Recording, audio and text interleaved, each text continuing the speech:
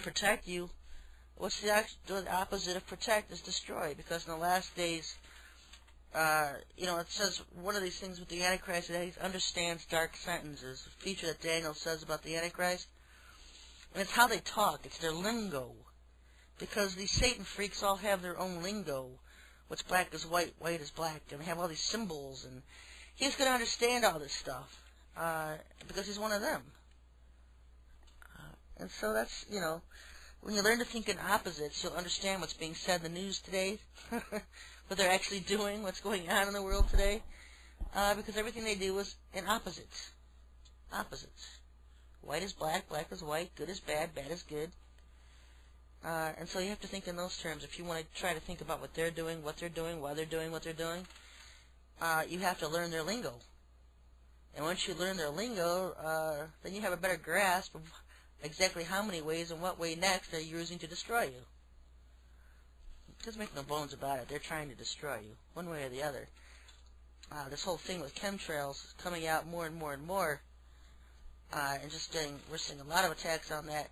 Some people are seeing them literally just stop chemtrails in their areas, because too many people are throwing fits about it, and so now they're going to stop, so people are going to sky and say, what chemtrails?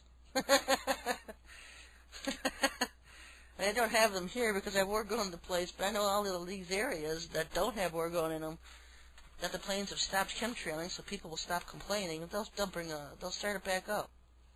And they're just going to start their operations back up again shortly.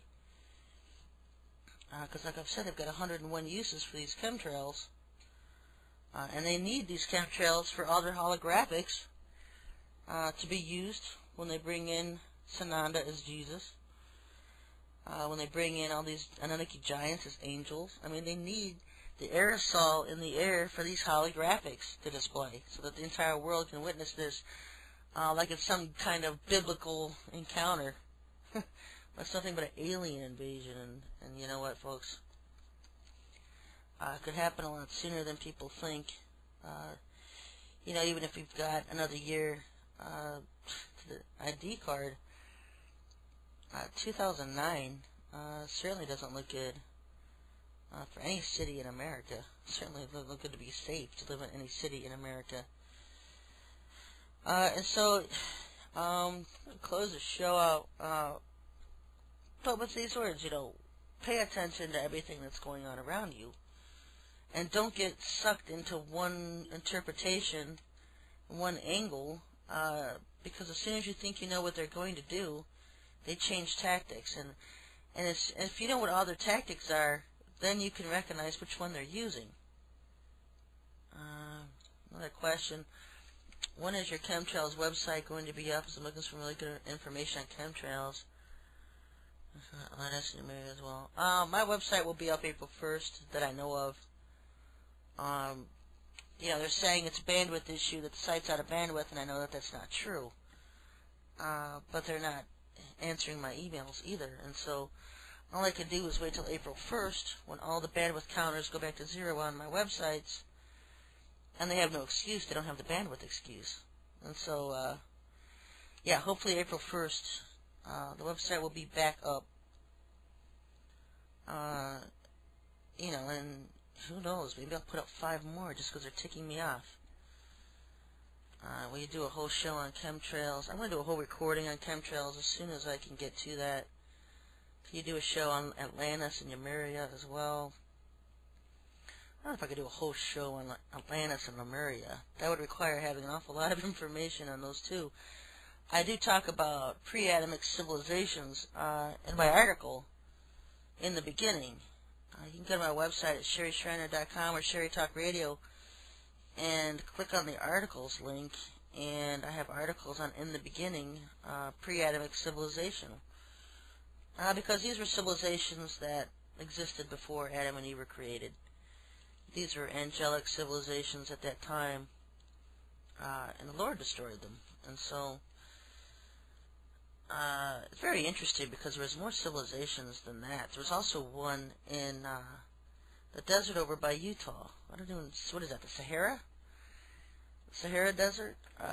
Yeah, there was one over there that Saint Germain ruled over.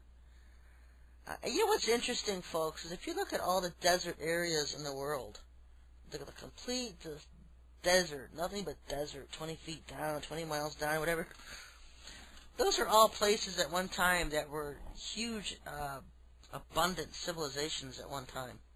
Like if you look at the Iraqi desert, can you imagine what used to be there?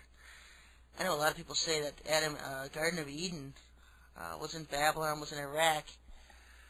But if you read the Book of Jubilees and some of these other Dead Sea Scroll books, it tends to signify that the Garden of Eden was more so towards India, more so than Iraq. And I just found that very interesting. Because we know that Cain headed eastward when he was kicked out of the Garden of Eden and ended up in the land of Nod, where he was married and started his own civilization. And think of the oldest civilizations on the planet, folks. We have the Asians and we have the Indians. So it's very interesting. Exactly which race, was Cain the father of? Was he the father of the Asians? Was he the father of the Indians in India? Because India's been around for centuries, and isn't it amazing that Maitreya and Sananda and all these Satan freaks coming as ascended masters are hailing out of India, out of the Hindu and Buddhist religions? Because those are some of the oldest religions on earth. I'm not going to get into that today, but it's just one of those things that makes you go, something interesting to think about. Throw it out there and let you research it, see what you can come up with. Because other than the Egyptian race, which the long neck, tall neck things, they're Martians, they're from Mars, they were hybrids from Mars, folks. That I do know. But what I don't know is, we've got 1.6 billion Asian, we've got 1.umpteen billion Indian. Two oldest civilizations on Earth. Where'd they come from, folks? Alright, that's it, and I'm going to be back next week with some more on the fake rapture. I think I'm just going to carry that one over because it's one of those things that can go either way, folks. It can be a real rapture and everybody denounces it because they're still here. All the apostate churches, none of them were affected. Just a minority, the elect of God, they're raptured, then sent back to earth. Or just a complete fake rapture by Satan where he raptures his own off the earth and takes them to hell, mimicking a spiritual rapture. And so it can go either way, folks. Hopefully, I'll get more of a definitive word from the Lord on exactly which route they'll go.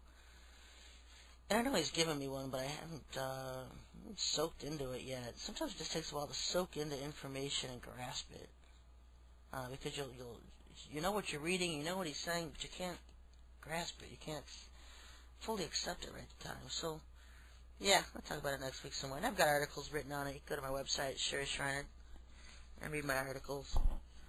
Until next week, I got to tell you, you know what? Before I started this show, I had the worst headache. And when I asked the Lord to destroy their equipment with brute force, I'll tell you what, I no longer have a headache. So sometimes it's not always just spiritual warring against demons and Satans, folks. Sometimes you just got to war against technology. I'll tell you that. Alright, I'll see you next week. God bless everybody.